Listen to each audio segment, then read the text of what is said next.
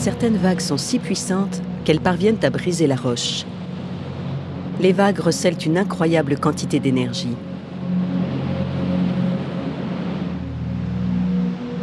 Hautes de plusieurs dizaines de mètres, ou légers clapotis à la surface de l'eau, elles transforment la face des océans.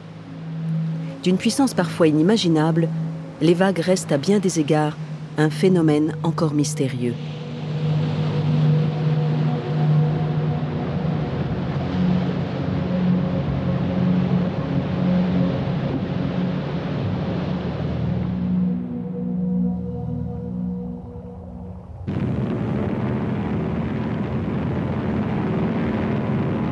Le débarquement réussi de 160 000 soldats alliés sur les côtes normandes en 1944, au cours de la Seconde Guerre mondiale, est l'une des plus vastes opérations militaires de tous les temps.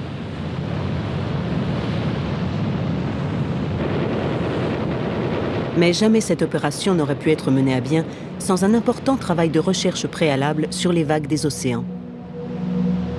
Nous sommes à l'Institut océanographique Scripps de San Diego, en Californie. C'est dans cet institut que plusieurs océanographes et météorologistes furent amenés à travailler ensemble au cours de la Seconde Guerre mondiale. Pour que le débarquement se déroule dans les meilleures conditions, il fallait prévoir avec précision la hauteur des vagues qui déferleraient sur les côtes normandes le jour J. Ce sont les scientifiques de l'Institut océanographique Scripps, dont Walter Munk, que l'armée chargea de ce délicat travail de précision. C'était fabuleux. Personne, à mon avis, n'avait encore fait de recherche dans ce domaine. C'était tout nouveau. Nous n'avons eu que très peu de temps pour résoudre le problème, mais nous y sommes parvenus.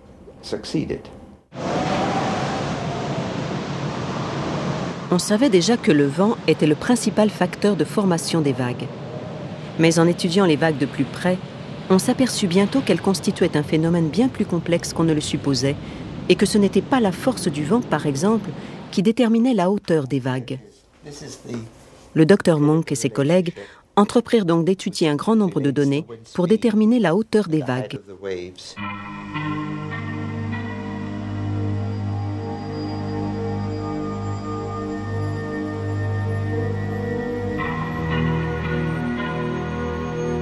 Ce travail déboucha sur l'élaboration d'une formule mathématique. Grâce à cette méthode, on était désormais capable de calculer la hauteur d'une vague en connaissant la vitesse du vent, sa durée et la zone où il soufflait. Au départ, le jour J était prévu le 5 juin 1944. Mais les météorologues annoncèrent une violente perturbation atmosphérique qui risquait de compromettre le débarquement. Si l'on en croyait la formule mise au point par l'équipe du Dr Munk, la hauteur des vagues le 6 juin serait comprise entre 90 cm et 1,20 m. Le débarquement restait délicat, mais pas entièrement impossible.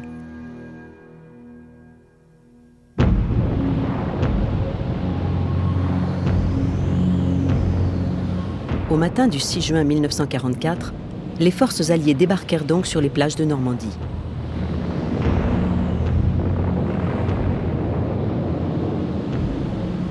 La hauteur des vagues qui déferlaient sur les côtes normandes ce jour-là était bien de 1,20 m, comme l'avaient prévu les météorologues. Le général Eisenhower, qui commandait l'opération, aurait d'ailleurs dit « Les Alliés ont été les plus forts, probablement parce qu'ils avaient de meilleurs météorologues. »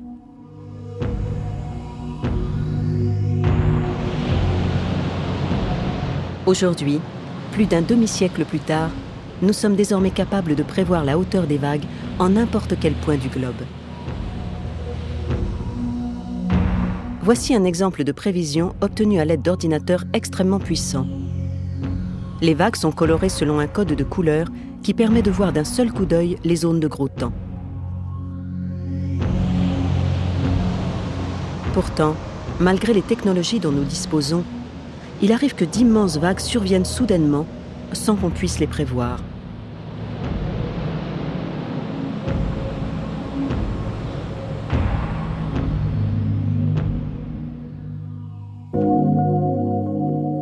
Dans les années 70 et 80, un nombre impressionnant de catastrophes maritimes ont causé la disparition de nombreux navires de fort tonnage.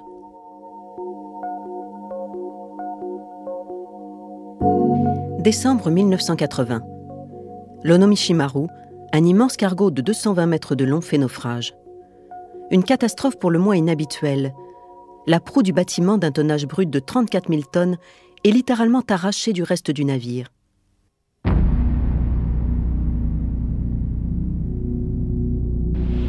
Par chance, on parvient à sauver tous les membres de l'équipage de l'Onomishimaru.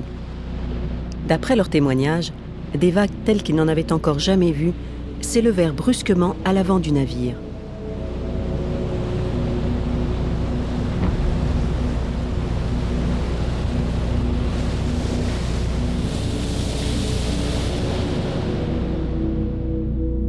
Soulevé par une vague géante de 14 mètres de haut, le cargo vint s'écraser à la surface de l'eau avec une force inouïe. Le choc fut d'une telle violence qu'il arracha la proue du navire. Mais comment une vague aussi impressionnante a-t-elle pu se former et surgir ainsi de nulle part?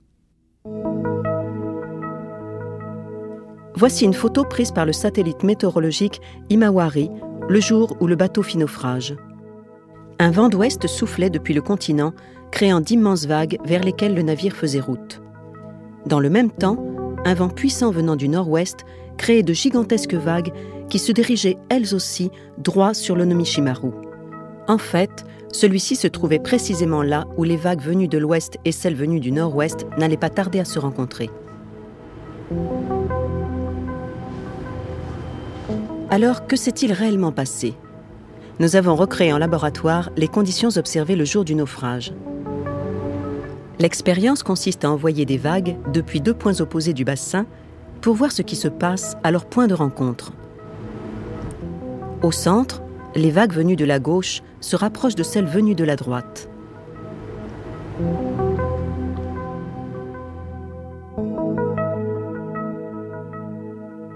Soudain, une vague géante en forme de pyramide apparaît.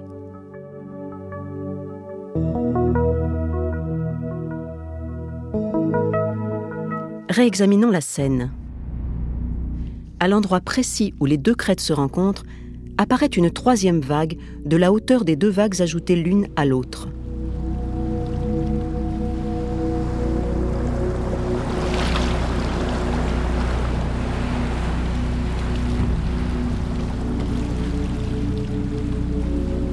Même si ce phénomène est extrêmement rare, il n'est pas sans précédent. Et les vagues qui surgissent dans pareil cas sont capables de détruire des cargos de fort tonnage.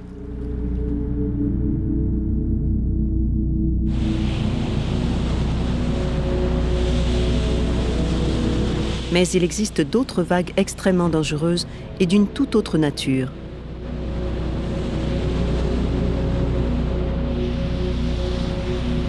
Les îles hawaïennes au milieu du Pacifique. D'immenses vagues déferlent perpétuellement sur ces côtes. Comment expliquer la présence de vagues aussi hautes quand il n'y a pas de tempête à l'horizon? D'où peuvent-elles bien provenir?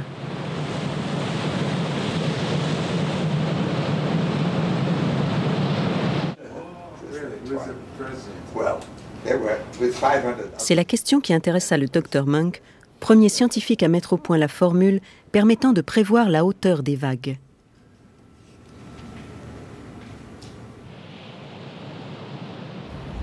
Ça m'est venu ici en regardant par la fenêtre en été.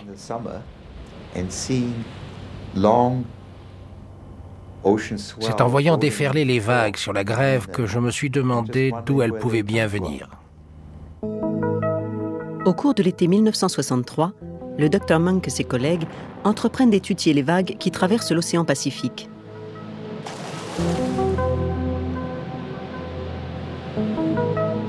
L'étude des vagues n'est pas aussi simple qu'il y paraît.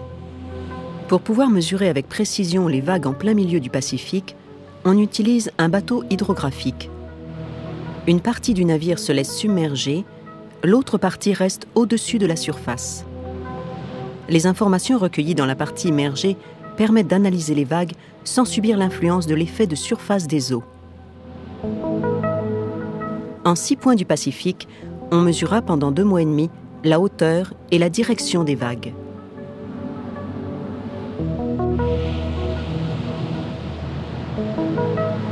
Cette étude permit de découvrir que les immenses vagues qui déferlaient sur les côtes hawaïennes venaient en fait de l'Antarctique. En effet, les vagues qui se forment en Antarctique arrivent sur Hawaï 7 jours plus tard, après avoir parcouru 8000 km.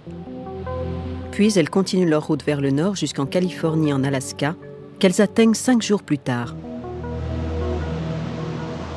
De juin à septembre, pendant les mois d'hiver de l'hémisphère sud, l'Antarctique est le théâtre de violentes tempêtes qui donnent naissance à des vagues d'une puissance colossale.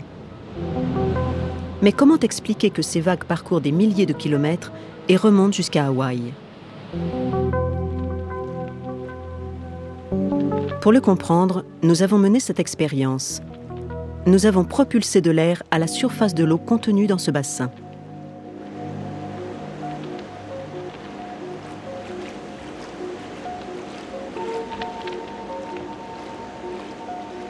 En absorbant l'énergie du vent, les vagues se développent progressivement.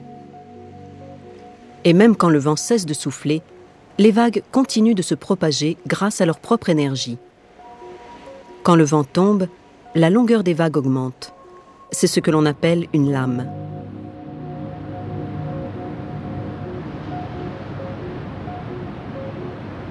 Une fois formée, une lame continue de se propager sans fin. Plus la vague est longue, plus elle a de chances de conserver son énergie et de parcourir de longues distances.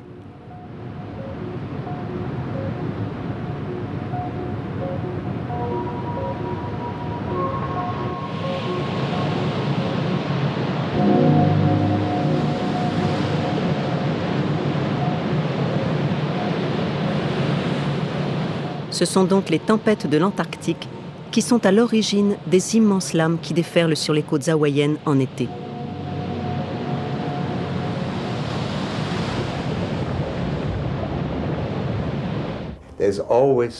Il y a toujours une tempête qui fait rage quelque part, et c'est pour ça qu'il y a toujours des vagues. Évidemment, elles sont plus hautes certains jours que d'autres. Si vous êtes à proximité d'un petit lac et que le vent ne souffle pas pendant des jours, vous remarquerez qu'il n'y a pratiquement aucune vague à la surface de l'eau. Ça, c'est quelque chose qui ne se produit jamais à la surface des océans.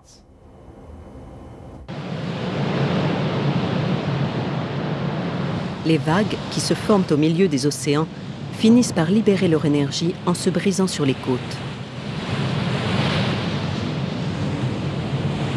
Les îles britanniques, situées entre l'océan Atlantique et la mer du Nord. Les vagues qui déferlent ici sont d'une telle puissance qu'elles ont sculpté et transformé le littoral britannique. Nous voici à Hillsborough, sur les bords de la mer du Nord, à 200 km au nord-est de Londres. Quand la mer se déchaîne, les vagues éclaboussent les fenêtres des maisons de cette petite ville bien tranquille. Tant et si bien qu'Hillsborough est menacé par l'érosion marine. Il y a quelques années encore, se dressait une falaise à la place de la digue que nous voyons ici. Les autorités tentèrent bien d'enrayer l'érosion de la roche en construisant une digue, mais rien n'y fit. Sous l'action des vagues, le bord de la falaise arrivait déjà à la porte de certaines maisons d'Hillsborough. Et puis un jour, un incident transforma le paysage de cette petite ville côtière de manière radicale. Partiellement détruite par une tempête, la digue laissa passer les vagues qui, à leur tour, arrachèrent un morceau de la falaise. Un terrain de 100 mètres de long sur 20 mètres de large se détacha, entraînant dans sa chute 9 maisons et une partie de la route. C'est ainsi que M. et Mme Scott se retrouvèrent sans domicile. Les Scott avaient quitté Londres plus d'une dizaine d'années auparavant pour s'installer à Hillsborough et réaliser leur rêve, acheter une maison avec vue sur la mer.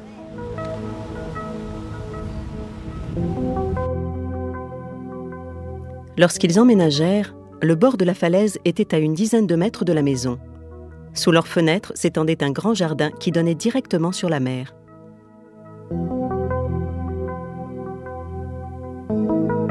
Mais quelques jours seulement après la destruction de la digue, le jardin s'effondra et fut emporté par les vagues. L'érosion gagna bientôt les fondations du pavillon, obligeant les Scott à abandonner la maison de leurs rêves. Il est arrivé plusieurs fois que les vagues aillent jusqu'à recouvrir le toit de la maison. On aurait dit une pluie battante ou même de la grêle. tout se mettait à vibrer et à faire un bruit de tous les diables. J'ai compris que la mer était devenue notre ennemie et qu'il fallait la traiter avec le plus grand respect.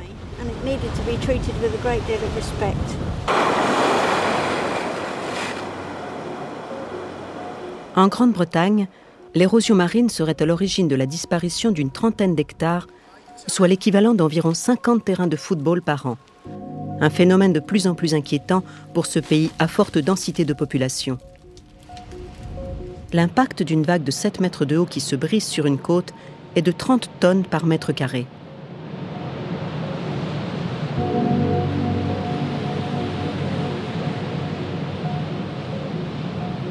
Cela représente une force équivalente à celle d'une voiture s'écrasant contre un mur de béton à 50 km/h.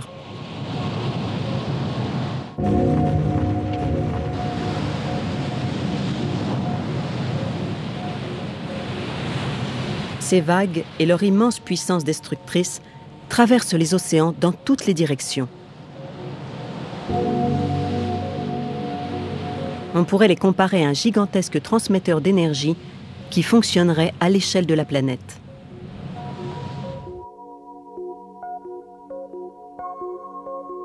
Pourtant, certaines vagues ont une force bien supérieure encore. Ce sont les tsunamis. Le tsunami n'est pas engendré par les vents, mais par une éruption volcanique ou par un séisme. Quand un tremblement de terre se produit, le sous-sol marin est totalement désorganisé et la topographie des fonds océaniques change. Cette modification topographique a une incidence immédiate sur les eaux de surface et peut créer un tsunami. Un tsunami mesure en général plusieurs mètres de haut. En cela, il ne diffère guère de certaines vagues formées par les vents.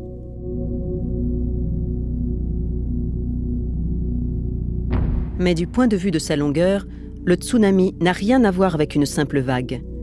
Il peut mesurer plusieurs dizaines, voire plusieurs centaines de kilomètres.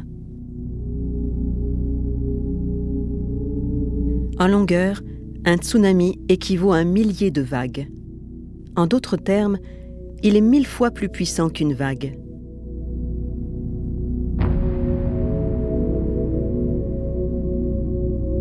On vient seulement de découvrir l'ampleur des dégâts causés par un tsunami qui eut lieu à l'aube de la préhistoire.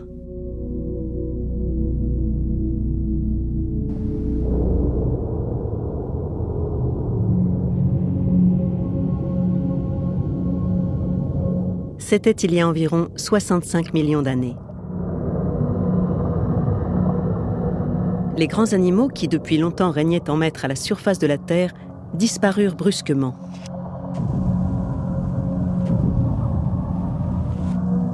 Un météore géant qui heurta la Terre de plein fouet serait à l'origine de cette brusque disparition.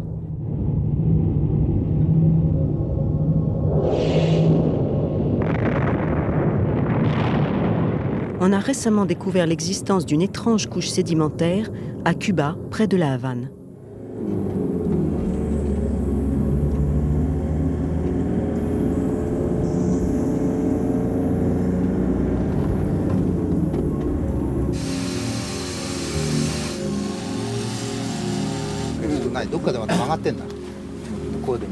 Ces sédiments furent étudiés conjointement par des scientifiques japonais et cubains.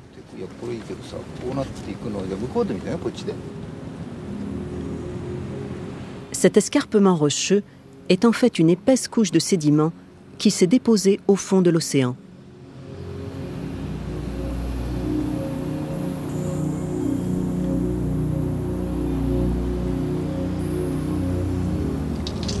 Des analyses ont montré qu'il s'est formé il y a 65 millions d'années, à l'époque même où le météore géant heurta la Terre. D'ordinaire, les formations sédimentaires se déposent au fond des mers par couches successives. Or, il n'y a ici aucune trace de stratification. Les scientifiques sont donc parvenus à la conclusion que cette couche, d'une épaisseur de 150 mètres, s'était déposée au fond de l'océan en une seule fois, probablement en l'espace de quelques jours. D'après ce que nous avons pu observer, nous savons qu'un phénomène de force colossale s'est produit au fond de l'océan il y a 65 millions d'années. Tout nous porte à penser qu'il s'agit d'un tsunami.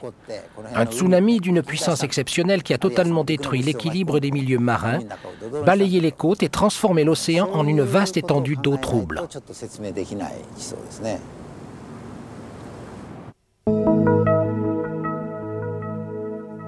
On trouve d'autres couches comme celle-ci, dues vraisemblablement à un tsunami, ailleurs qu'à Cuba, et notamment dans certaines régions situées autour du golfe du Mexique.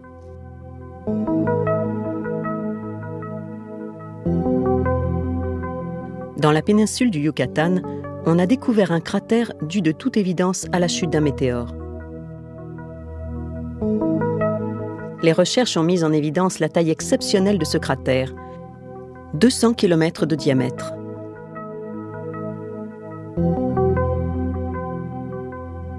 Il y a 65 millions d'années, la péninsule du Yucatan se trouvait au fond de l'océan. Aussi, l'impact du météore à cet endroit fut à l'origine d'un énorme tsunami.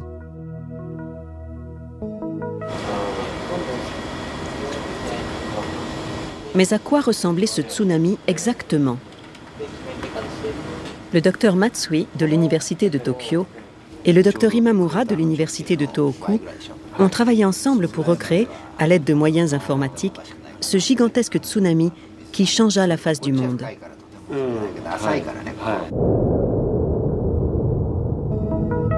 Un météore géant de 10 km de diamètre heurte la Terre à la vitesse extraordinaire de 30 km par seconde.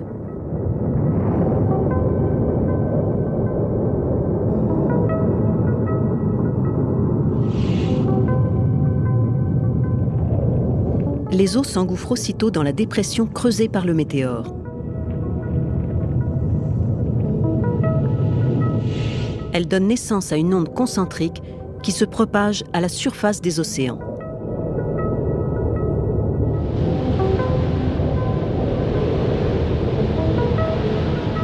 D'après le docteur Matsui et le docteur Imamura, cela aurait donné naissance à un gigantesque tsunami de 100 mètres de haut et de 800 km de long.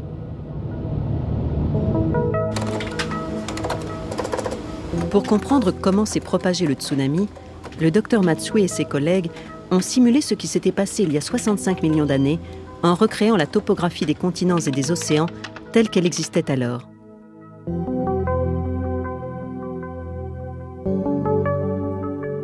Le tsunami se forme à 1500 km au sud de l'endroit où se trouvait alors le continent nord-américain. Il se propage à une vitesse de 600 km/h. En 3 heures, le tsunami atteint les côtes sud de l'Amérique du Nord. La hauteur des vagues est alors de plus de 300 mètres.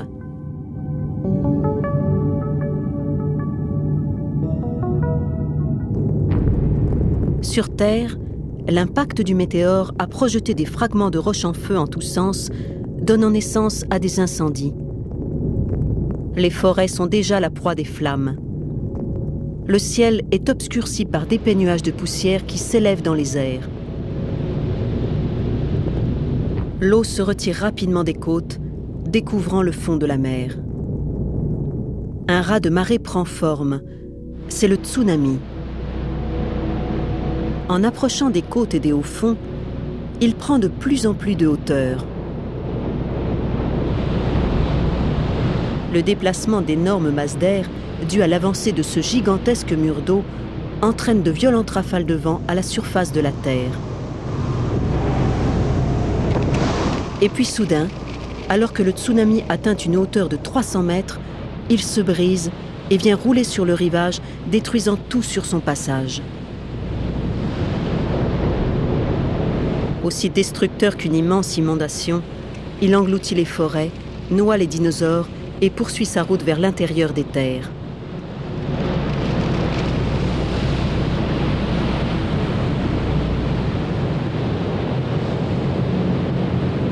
D'après le docteur Matsui et ses collègues, le tsunami est d'une telle force que sa course ne s'achèvera qu'à plusieurs centaines de kilomètres à l'intérieur des terres.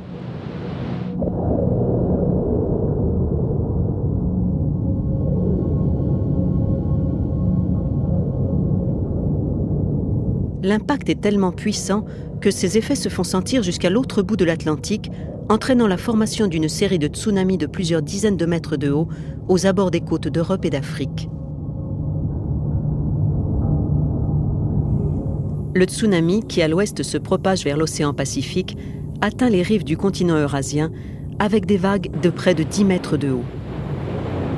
Véritable catastrophe naturelle, ce gigantesque tsunami, qui, il y a 65 millions d'années, recouvrit notre planète, a eu des effets dévastateurs sur la flore et la faune du littoral et a entraîné de terribles dégâts à la surface de la Terre.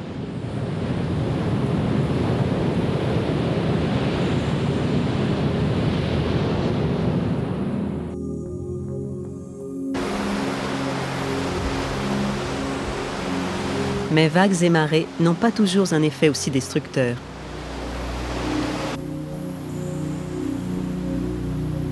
Elles ont même un effet tout à fait bénéfique sur les organismes vivants. Les côtes rocheuses de Californie, constamment balayées par les marées, abritent une forêt de varechs géants.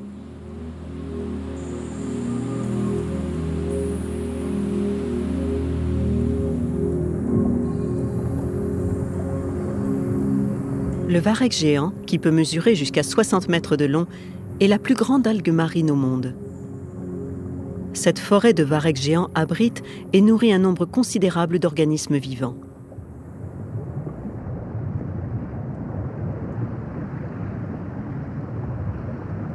On dénombre en effet plus de 200 espèces de poissons, de nombreuses variétés de crustacés, de crevettes, de crabes, ainsi que des mammifères marins de taille plus conséquente comme les loutres de mer, les otaries, les phoques.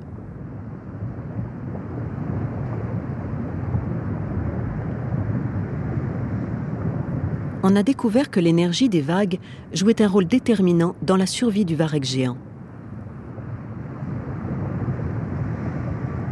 Grâce à la surface de ses longs thalles, le varech absorbe quantité de nutriments marins. Et cette absorption, essentielle à sa survie, ne pourrait se faire sans l'aide des vagues. Le docteur Valérie Gérard de l'Université d'État de New York a mené une expérience pour voir de quelle manière le mouvement de l'eau pouvait influer sur la capacité du varech géant à absorber les nutriments. Elle immergea une algue dans un bassin et fit varier la vitesse de déplacement de l'eau du bassin pour voir quelle quantité de nutriments était absorbée par le varech.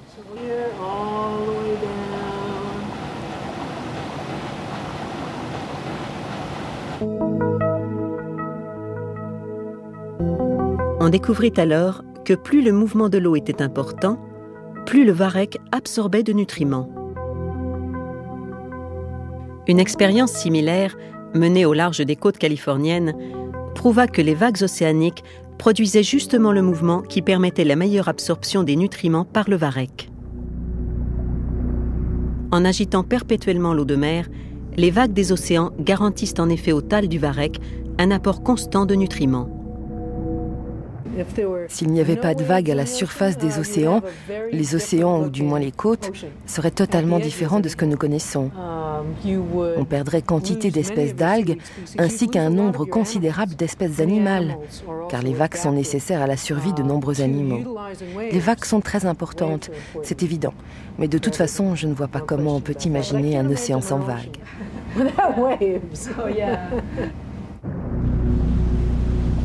Le mouvement des vagues crée des remous qui agitent l'eau et permettent non seulement d'alimenter le varech en nutriments, mais aussi d'apporter en abondance oxygène et nourriture aux animaux marins. Les zones côtières ne représentent que 1% de la surface totale des océans de notre planète. Pourtant, plus de la moitié des espèces marines se regroupent aux abords des côtes. Les vagues sont indispensables à tout ce qui vit dans la mer.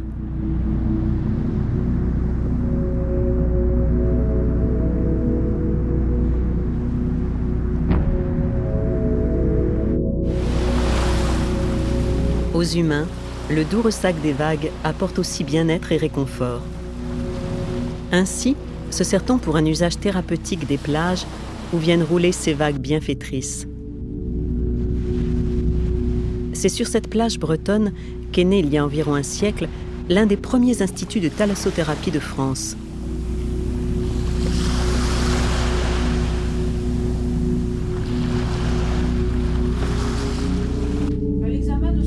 Il existe en France près de 50 centres de thalassothérapie où viennent se ressourcer chaque année des hommes et des femmes victimes du stress de la vie urbaine.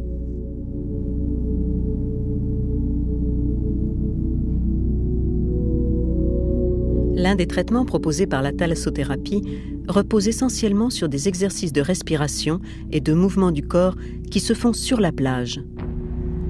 L'environnement balnéaire est connu pour son effet relaxant sur le corps et l'esprit, et les patients sont nombreux à choisir ce traitement.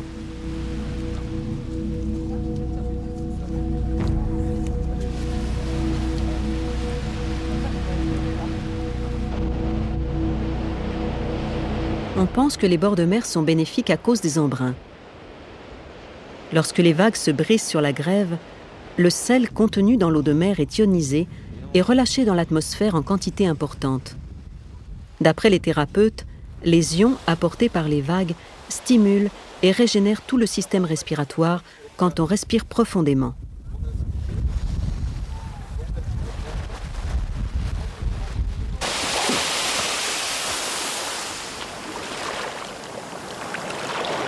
Le bercement des vagues qui vont et viennent repose l'esprit et le corps.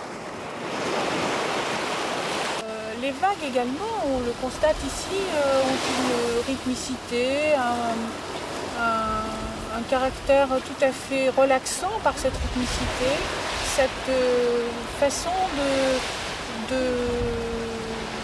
d'exprimer une respiration entre guillemets qui rappelle notamment la respiration de l'individu et qui ressemble fortement.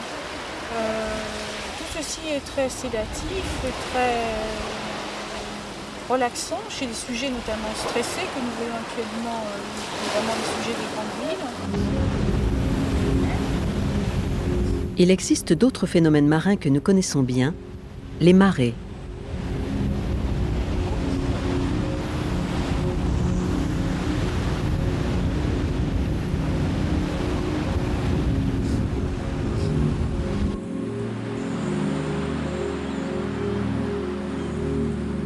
Pour certains animaux, le mouvement des marées joue un rôle primordial.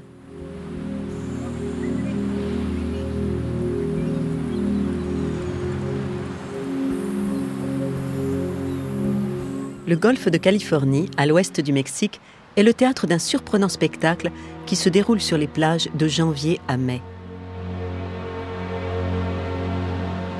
3 jours après la grande marée d'équinoxe de printemps, les oiseaux commencent à donner des signes d'agitation. L'eau devient étrangement tumultueuse.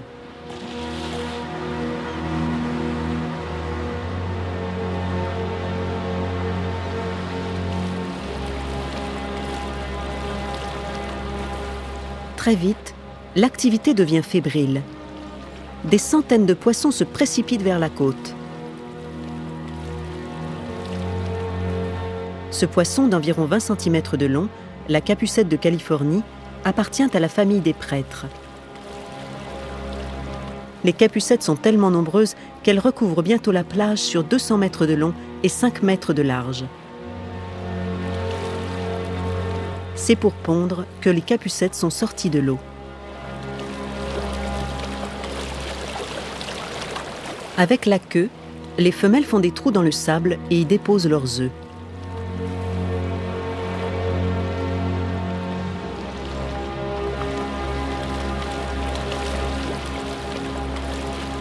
D'après le docteur Donald Thompson de l'Université de l'Arizona, les capucettes se servent du rythme régulier des marées pour protéger leurs œufs des prédateurs.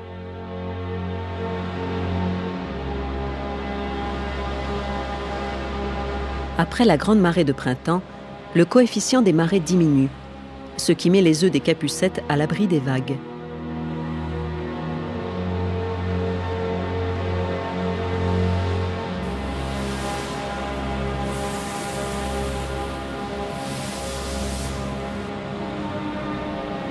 Les œufs, qui ne courent désormais plus aucun risque d'être emportés par la marée, restent enfouis dans le sable jusqu'à leur éclosion. Elles ne sont pas obligées de pondre des milliers d'œufs.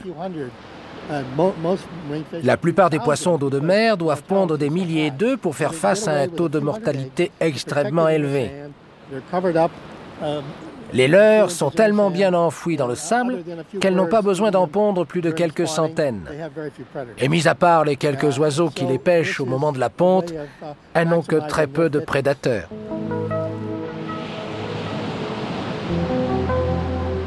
Une dizaine de jours après la ponte, une nouvelle marée de printemps déferle sur les côtes.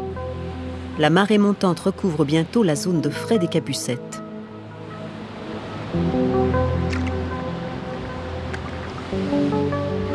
Les vagues se brisent sur la grève et emportent le sable qui abritait les œufs. Sous l'effet des vagues, tous les œufs se mettent à éclore et les petites capucettes retournent à la mer.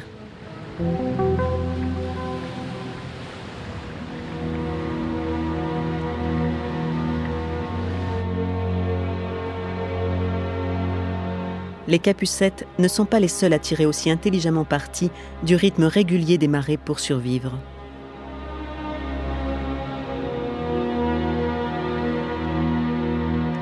Ce mouvement périodique des marées est dû aux forces d'attraction gravitationnelle que la Lune et le Soleil exercent sur la Terre en rotation. L'eau des océans, attirée par la gravité, se soulève sur les côtés de notre planète. La distance entre deux crêtes correspond à la longueur d'onde de la marée. Cette longueur, théoriquement égale à la moitié de la circonférence de la Terre, est en fait beaucoup moins importante en raison des masses terrestres. Elle atteint malgré tout plus de 1000 km. La hauteur de cette onde, elle, n'est que de quelques dizaines de centimètres. Elle a donc une amplitude très faible.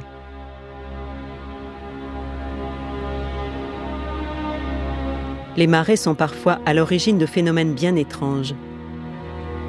La baie de Fundy, située sur la côte est du Canada, s'enfonce dans les terres sur près de 300 km.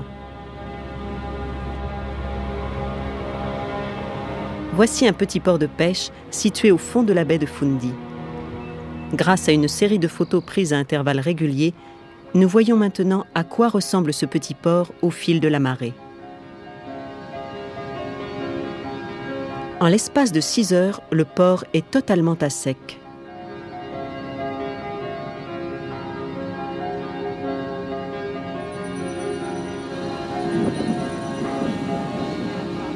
Ici, la différence entre le niveau de la mer à marée haute et celui à marée basse atteint plus de 16 mètres. Jamais, en aucun autre endroit du monde, on enregistre une telle amplitude de marée.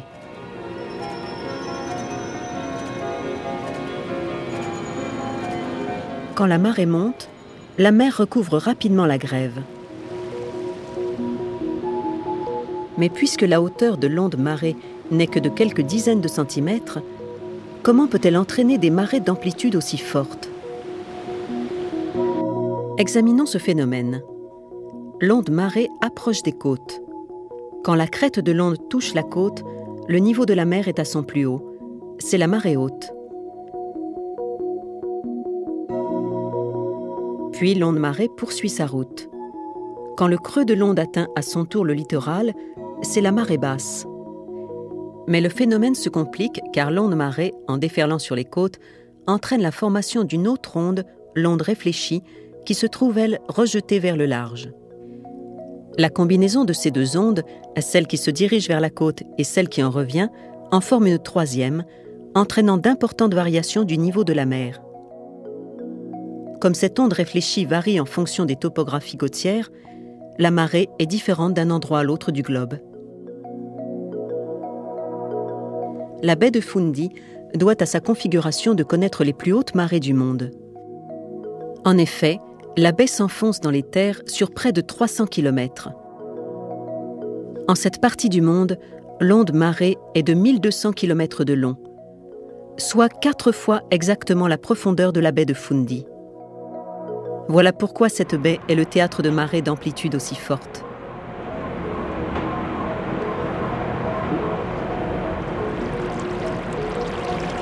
Imaginons à présent que cette boîte transparente soit la baie de Fundy. Nous y faisons pénétrer une onde marée d'une longueur 4 fois supérieure à celle de la boîte. Observons le mouvement de l'eau à la surface de notre récipient.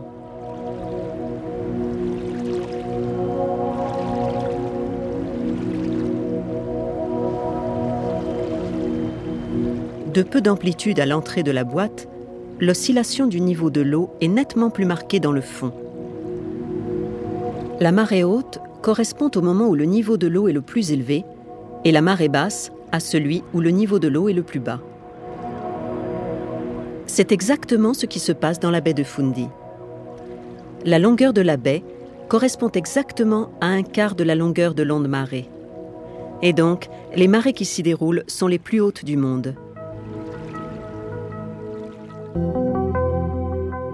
L'onde marée est elle aussi une forme de vague, et c'est pour cette raison qu'un tel phénomène peut survenir. Dans la baie de Fundy, l'estran, la partie du littoral comprise entre les plus hautes et les plus basses mers, s'étend sur plus de 1000 km². Au fond de la baie, non seulement le port, mais la mer tout entière se retrouve totalement asséchée à chaque marée de mortaux. D'après le docteur Graham Daborn, qui étudie les organismes de l'estran, ces vastes étendues côtières jouent un rôle écologique extrêmement important. Ils servent en particulier à nettoyer les grèves des polluants que l'homme déverse dans les océans et à purifier l'eau de mer. C'est une baie qui s'étend à perte de vue, entourée de terrains cultivés et d'habitations et où se déposent quantité de nutriments.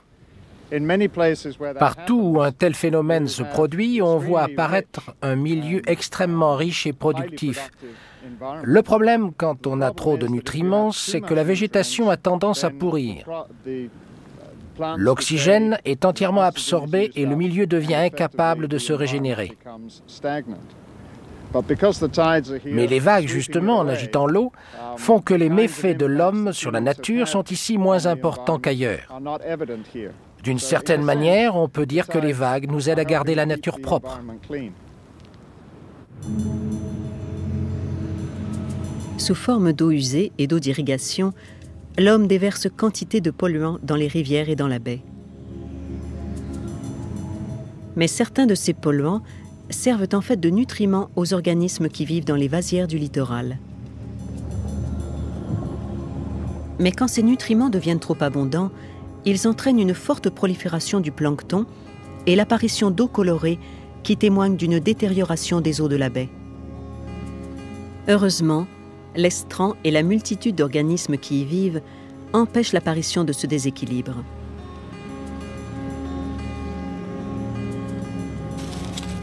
Dans ces immenses vasières se développent d'innombrables bivalves, des mollusques qui offrent la particularité de nettoyer l'eau de mer.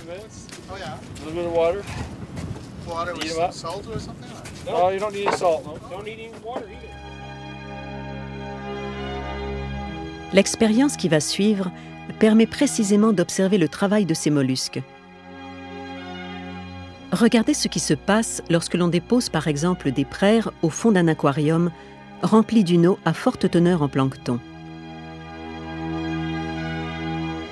Les praires se mettent à aspirer l'eau dont elles filtrent le plancton. Une heure plus tard, l'eau est parfaitement claire. Il ne reste plus un seul micro-organisme planctonique.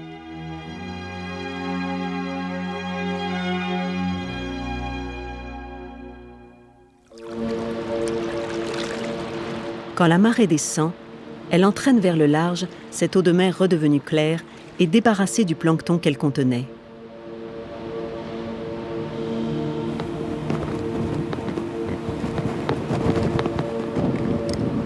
D'après le docteur Daborn, il existe en dehors des bivalves des centaines d'autres organismes qui participent à ce processus d'épuration de l'eau.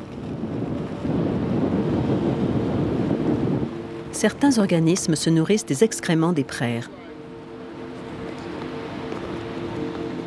Cette crevette de vase mesure 5 mm de long. On en dénombre des milliers par mètre carré de sable. Les polluants déposés dans la baie ne gagnent que très rarement la pleine mer. Ils sont en fait recyclés par les organismes qui vivent sur l'estran.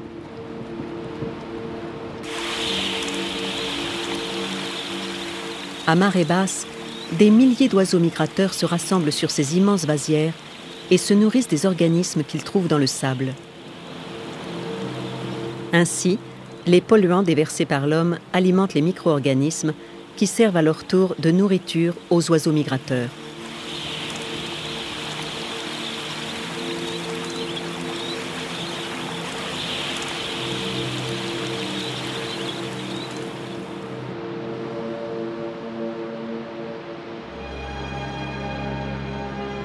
À l'échelle de la planète, les estrans représentent plusieurs dizaines de millions d'hectares. Selon une étude japonaise, 1000 hectares d'estrans suffisent à épurer les eaux usées déversées par 100 000 personnes.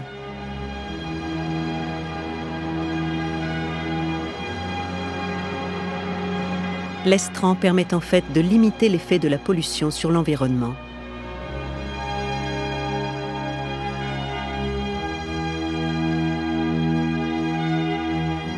La Terre est née il y a 4,5 milliards d'années, suivie de près par les océans.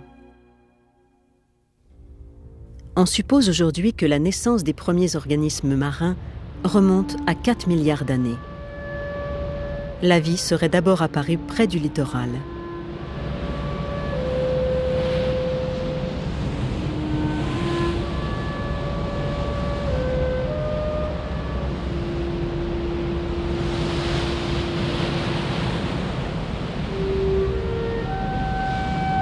Ce bouillonnement d'écume, qui se forme à l'endroit où les vagues se brisent sur la côte, aurait emprisonné diverses substances qui seraient à l'origine même de la vie.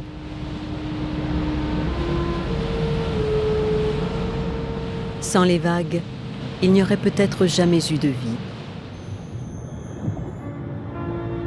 La puissance des vagues a parfois des conséquences désastreuses pour l'homme.